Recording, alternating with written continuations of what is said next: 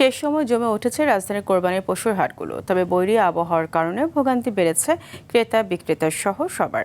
রাতভর বিক্রির পরেও হাটগুলোতে রয়েছে প্রচুর পশুর সরবরাহ। রাত পোহালেই ঈদ, তাই শেষ সময় সবাই কিনছেন পছন্দের প্রাণীটি। দাম নিয়ে রয়েছে ক্রেতা বিক্রেতাদের মধ্যে পাল্টাপাল্টি অভিযোগ, আবার রয়েছে সন্তুষ্টিও। তবে অধিকাংশ হাটেই পশু রাখার স্থানে পানি জমে বেকায়দার অবস্থা। হাটও জুড়েই কাদা। হাটে পানি জমে কাদা তৈরি হওয়ার শুরু ও গরু ও খাসিগুলো সহ প্রাণীগুলো অনেকেই রাস্তায় এনে বিক্রি করছেন। তবে এবারের ঈদ নিয়ে বৈরী আবহাওয়ার পূর্বাভাস আগে থেকে থাকলেও হাটগুলোতে পর্যাপ্ত ব্যবস্থাপনার অভাব চোখে পড়ে।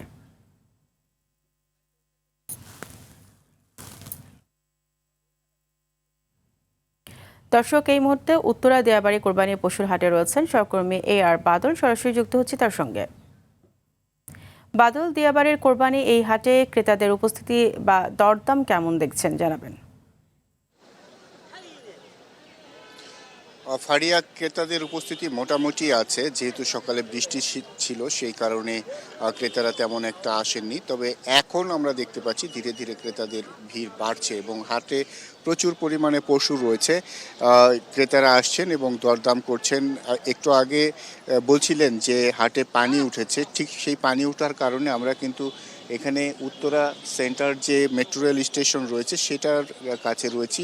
এই স্টেশনের পাশেই আসলে হাটে পানি ওঠার কারণে গরুগুলো এখানে বিক্রেতারা নিয়ে এসেছেন। একটা গরুর বিষয়ে কথা বলতে চাই, এই গরুটার দাম কত চাচ্ছেন আপনি? দাম চাইছি ভাই 1,10,000 টাকা। কি গরু এটা? গাবি। গাভী গরু 1,10,000। জি। মানুষ বলছে কত এটা? মানুষ বলছে 70,000 টাকা। আপনি ছাড়বেন কত হলে? আমি ছাড়ব 90,000 টাকা হলে। ধন্যবাদ। ফারিয়া, শুনছিলেন একটা দামের আন্দাজ। এটি যদিও গাভী, তারপরেও তারা বিক্রির জন্য নিয়ে এসেছেন এবং এরকম বড় গরুর পাশাপাশি ছোট গরুও রয়েছে, কিন্তু ক্রেতাদের মধ্যে মিশ্র প্রতিক্রিয়া রয়েছে। অনেকেই যারা শৌখিন ক্রেতা রয়েছেন, বিত্তবান রয়েছেন, তারা বলছেন যে দাম মোটামুটি হাতের নাগালে এবং কম, কিন্তু যারা বাজেট সাশ্রয় চাচ্ছেন তাদের ক্ষেত্রে তারা বলছেন যে দাম অনেকটাই বেশি।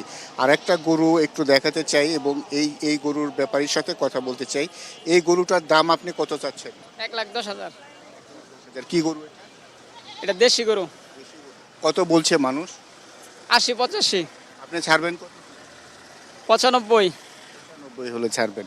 দেখছেন, এটি একটু মোটামুটি একেবারে ছোটোর মধ্যেই মাঝারি সাইজের গরু।